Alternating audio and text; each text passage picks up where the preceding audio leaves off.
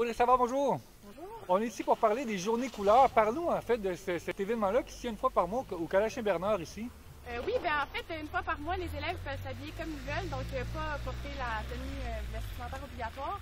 Puis, en donnant des 2 $, nous, une partie des fonds, on envoie ça à des organismes communautaires. Donc, à tous les mois, l'organisme change, c'est remis à un exactement. organisme différent. Oui, Pour ça. toi, ça représente quoi comme implication? Moi, je trouve que c'est important. C'est une bonne idée que le Collège Saint-Bernard a eue parce qu'on veut donner à des organismes locaux, on veut donner aux suivants, puis les élèves peuvent participer, puis c'est avec chaque petit 2 $ qu'on peut créer un certain montant et aider les organismes locaux.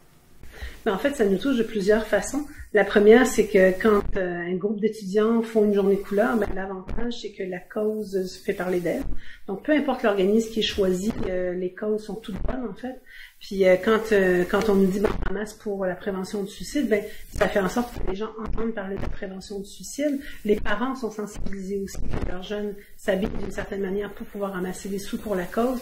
Donc, c'est pas tant, c'est l'argent, oui, mais c'est aussi tout ce que ça apporte autour, au niveau social pour une communauté, d'entendre parler de certaines causes. Nous, quand on reçoit des montants, on demande toujours à la personne qui a ramassé le montant dans quoi vous voulez que ce soit investi. Ça se peut qu'une journée couleur serve au projet jeunesse on jase. Ça se peut qu'une journée couleur puisse servir à démystifier le TDAH pour la clinique TDAH. Ça se peut que pour la tablée populaire, ça devienne important. Donc, si chaque organisme dit, nous, on va le placer exactement dans cet endroit-là, c'est pas pour rien qu'on l'a ramassé, ça va dans un projet concret pour les personnes. Combien d'élèves participent à peu près? Est-ce que tu as une idée? Je dirais 80% des élèves quand même participent aux journées couleurs. Aux journées couleurs. Donc, ça nous permet de se vêtir en jeans, en chandail, on affiche chez couleurs. C'est un peu ce que ça veut dire. Oui, exactement.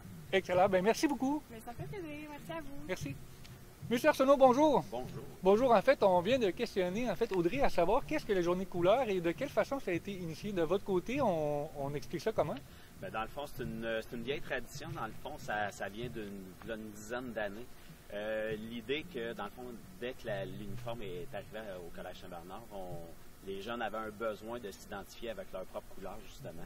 Puis, rendre l'utile à l'agréable, on a décidé de faire des journées couleurs une fois par mois, avec une petite contribution qu'on remettait à des organismes communautaires. Donc, nos élèves peuvent s'habiller ici à leur façon, une fois par mois. Parce que c'est une journée quand même facultative, les jeunes ne sont pas obligés, mais on doit dire aussi qu'il y a des parents qui sont très généreux parce que, dans le fond, les organismes sont planifiés à l'avance. Donc, les parents savent pour qui ils vont contribuer. Et les parents, souvent, sont généreux. Ils donnent un montant plus élevé que le 2 $. Donc, on a vu souvent des élèves arriver avec des 10 et des 20 $. On a 8 journées couleurs. La prochaine étant la semaine prochaine. C'est au profit, dans le fond, du bal des finissants. Donc, on aide nos élèves, nos finissants, à ce que ça coûte moins cher parce que cette journée-là coûte quand même assez cher. Mais sinon, on a 7 organismes. Là, on parle de la maison René Verrier, du comptoir alimentaire. Le Centre d'écoute et prévention suicide, entre autres. Exactement. Donc, on a plusieurs, là, je pourrais vous les énumérer, mais dans le fond, ces organismes-là sont décidés par nos élèves.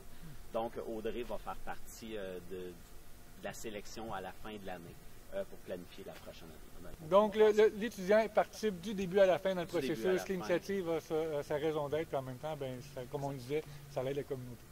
Exactement. Monsieur Arsenault, merci beaucoup. Merci à vous.